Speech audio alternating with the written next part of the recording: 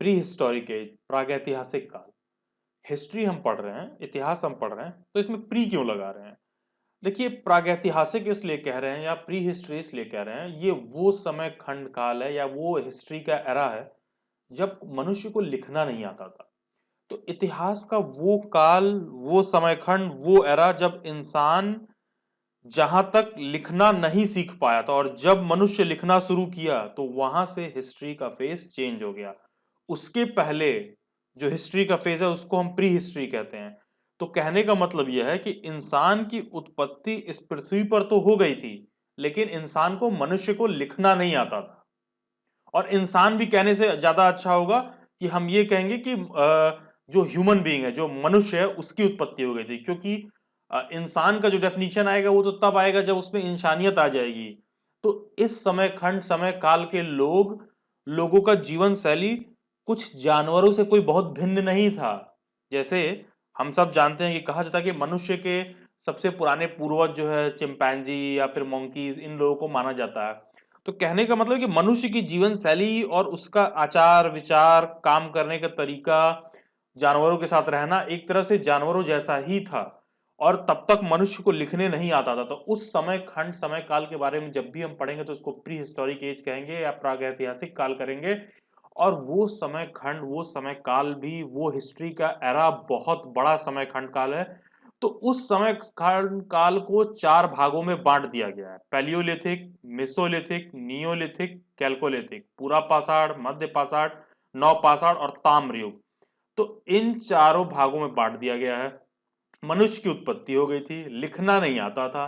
तो फिर उस एज के बारे में हम जान कैसे रहे हैं? सिर्फ कार्बन डेटिंग या फिर अन्य साइंटिफिक मेथड्स नहीं हमारे पास जानने के लिए कि उस समय खंड काल में क्या हुआ या मनुष्य कैसा जीता रहा, उसकी जीवन शैली कैसी रही होगी।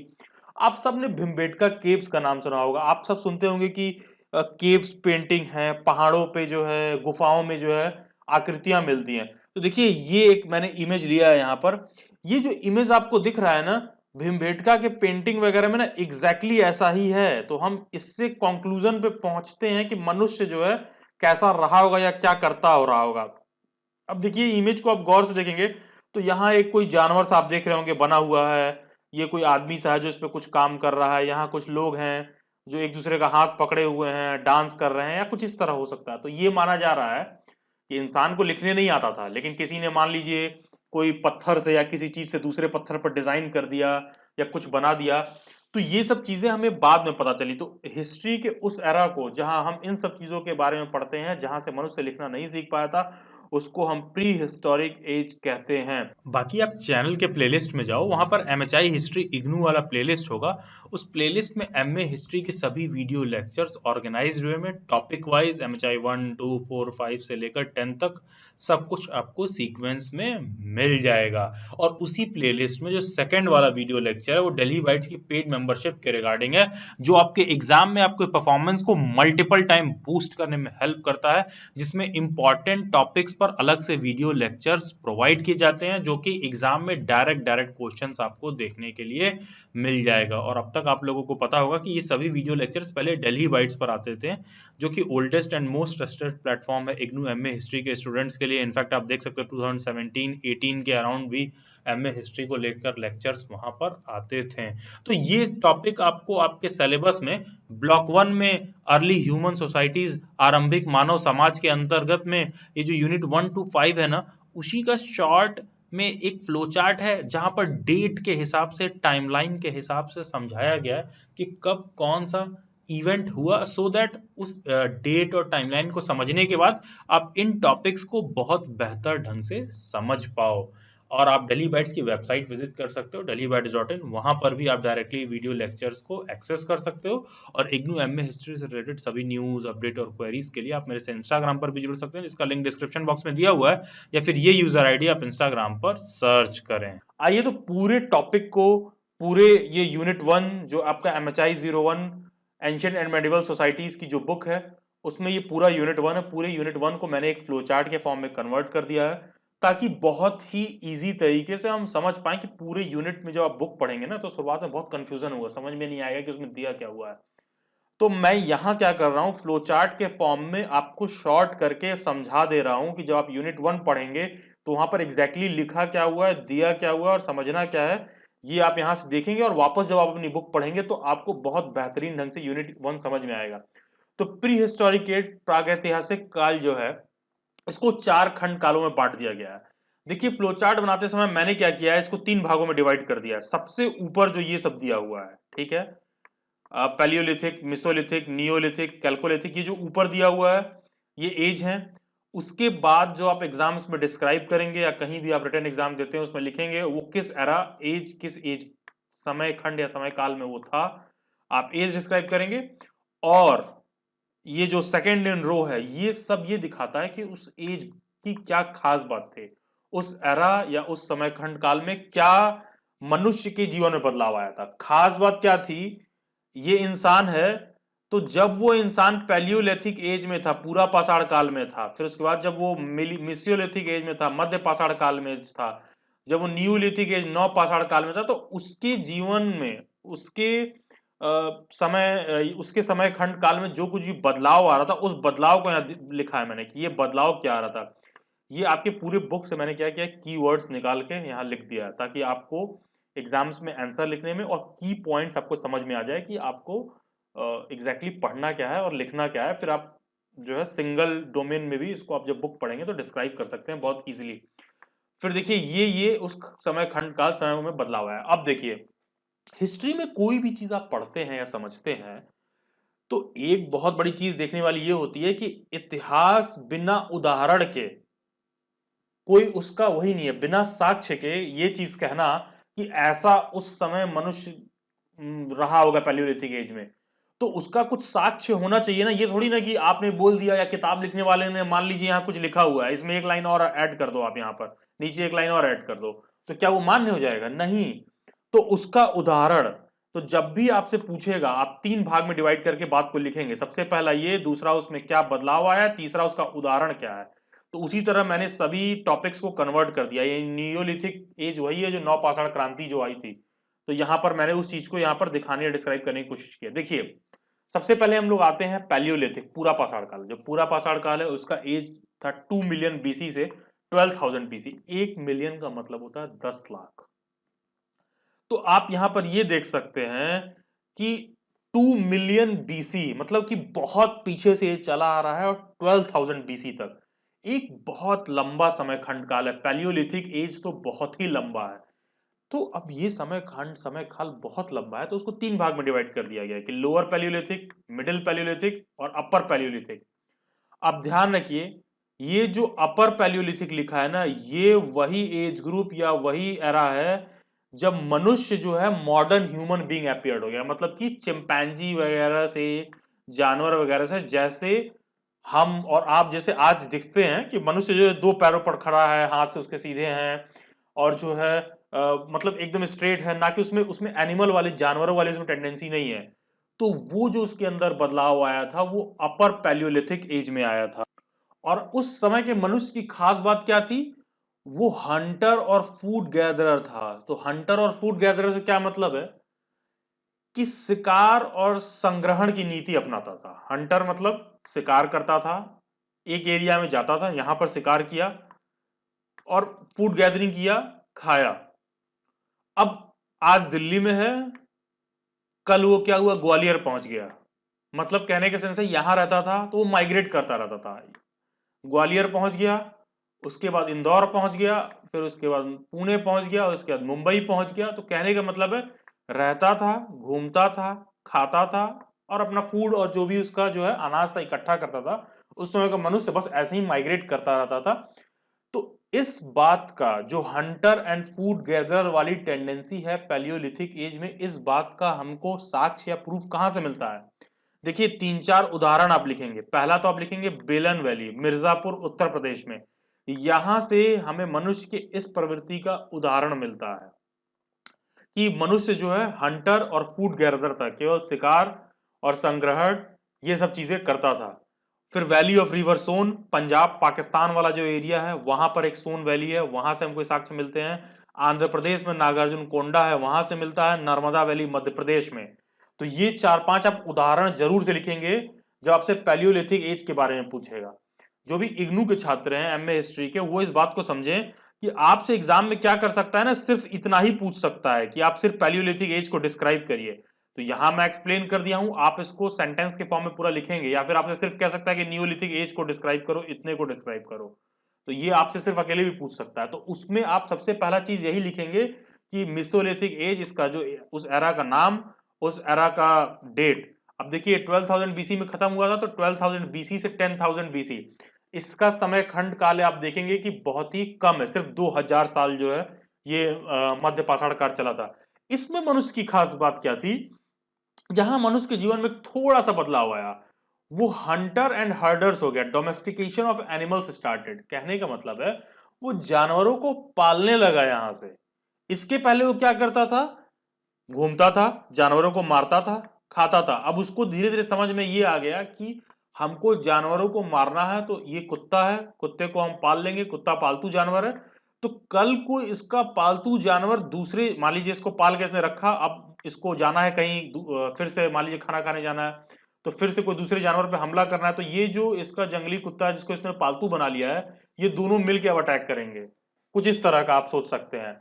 और वो करते क्या थे कि, और फिर मनुष्य क्या करने लगा, उसमें देखने लगा कौन कौन से ऐसे जानवर हैं जिसको हम पाल सकते हैं और अपने साथ रख सकते हैं, जो मार के खाने के लिए नहीं है। वो डिफरेंशिएट करने लगा था कि ये मार के नहीं खाना है और ये वाला मार के खा सकते हैं। और जैसे मान लीजिए गाय है और कुत्ता है, तो ये देख रहे थे कि ये जानवर हमको अन्य कामों में मदद कर रहे हैं। अब इस बात का उदाहरण कहां से मिलता है कि मनुष्य जो है मिसोलिथिक एज में जो है जानवरों को पालना सीख गया था। देखिए पैलियोलिथिक और मिसोलिथिक एज में यही सबसे बड़ा बदलाव है। यहाँ पर फूड गैदरर था, यहाँ पर अब वो जानवरों को पालने लगा है। तो यहाँ ये जानकारी हमको मिलती है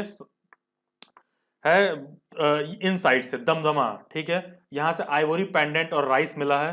तो यहाँ से हमको पता चलता है कि मनुष्य जो है जानवरों का पालन पोषण करना शुरू कर दिया था। फिर बागोर माइक्रोलिथ्स वहां से मिलते हैं, वहां से पता चलता है, आदमगढ़ से पता चलता है, सराय नाहर राय से पता चलता है। देखिए ये दमदमा और सराय नाहर राय दोनों जो है उत्तर प्रदेश में प्रतापगढ़ जिले से जो है ये साक्ष्य हमको मिलते हैं कि मनुष्य उस समय जो है जानवरों को जो है पालने लगा था, डोमेस्टिकेशन शुरू हो गया था एनिमल्स का। अब न्यूलिथिक एज पर देखिए आपसे नौ पाषाण क्रांति या नौ पाषाण काल में जो बदलाव आया उसके बारे में आपसे अलग से ही पूछ सकता है कि सिर्फ आप नौ पाषाण क्रांति को डिस्क्राइब करिए। देखिए नौ पाषाण युग की या न्यूलिथिक एज की सबसे खास बात ये थी, जैसे अब देखिए 10,000 बीसी पर खत्म हुआ, तो 10,000 बीसी से 6,000 बीसी तक लगभग 4,000 साल तक ये काल रहा। इसमें सबसे बड़ी खास बात, या इसको नौ पाषाण काल, नियो, नया क्यों कहते हैं, इसमें मनुष्य ने एक बहुत बड़ा बदलाव लाया था कि अब वो खेती करने लगा।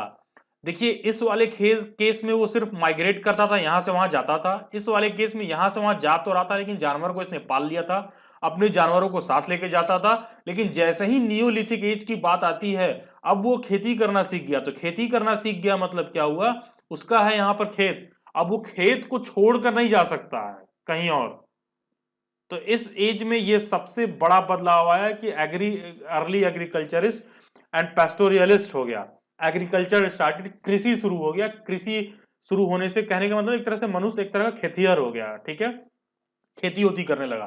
तो खेती करने से क्या होने लगा कि वो एक पर्टिकुलर एरिया में रहने लगा, उसका वहां पर थोड़े दूर पर खेत था, वहां खेती करता था, उन जानवरों को वो अपने घर पर पालने लगा। तो अब आप देखेंगे कि मनुष्य का माइग्रेशन जो है खत्म हो गया कि अब वो यहां रहता था, यहां से वहां चला गया, वहां से यहां चला गया। ये चीज इस एरा में खत्म हो गई, और इस बात का साक्ष्य मिलते हैं हमको मेहरगढ़ बोलन वैली पाकिस्तान में, वहां से हमको साइट पे पता चलता है, वहां से बुरजेहोम कश्मीर वहां से पता चलता है, कोल्डिहुआ इलाहाबाद उत्तर प्रदेश से, चिरंड पटना ये छपरा डिस्ट्रिक्ट के पास है, वहां से पता चलता है।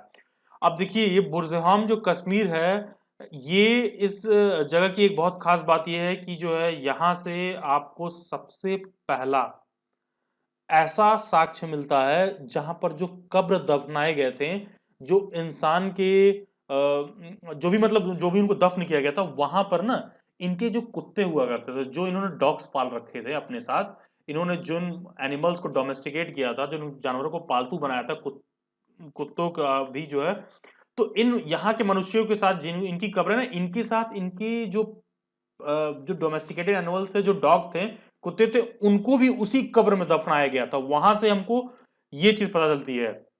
बुरज़ेहोम कश्मीर में, ये आप ध्यान रखेंगे, ये आपसे ऑब्जेक्टिव में भी कभी नेट या जेआरएफ के पेपर में पूछ सकता है। अब कोल्डिहवा इलाहाबाद उत्तर प्रदेश में, इस जगह की खास बात है कि पूरे विश्व में आई रिपीट, सबसे पहले चावल की खेती के साक्ष्य इस कोल्डिहवा इलाहाबाद उत्तर प्रदेश से ही मिलते हैं, राइस कल्टीवेशन से। बेसिकली वहां पे ना राइस हस्क मिला था, भूसी जिसे कहते हैं, ठीक है, आपने जानवरों को देखा होगा खिलाते हुए। तो राइस हस्क जो है, भूसा या भूसी जिसे आप कह लीजिए, वो चीज आपको कोल्डिहवा इलाहाबाद उत्तर प्रदेश में मिला था। तो उससे हमको ये पता चलता है ना कि वहां पर जो है चावल की खेती होती थी। तो विश्व में सबसे पहले चावल की खेती यहाँ से होती थी। फिर चिरनपटना, ये क्या कहते हैं, छपरा जिले के पास है, वहां से हमको पता चलता है, साक्ष्य मिलते हैं कि जो है मनुष्य न्यूलिथिक काल में जो है एग्रीकल्चर जो है शुरू कर दिया था और जानवरों को उसने पालतू बना लिया था और पालने लगा था। फिर आता है कैल्कोलिथिक एज, ताम्र पसाड़ युग। देखिए, मनुष्य ने जो सबसे पहला मेटल यूज किया था वो कॉपर है। अगेन आप ध्यान रखेंगे, ये आपसे वन लाइनर में कभी भी पूछ सकता है, नेट जेआरएफ या किसी भी एग्जाम में, कि मनुष्य ने सबसे पहला मेटल कौन सा यूज किया, तो कॉपर यूज किया था। ब्रोंज नहीं मारेंगे।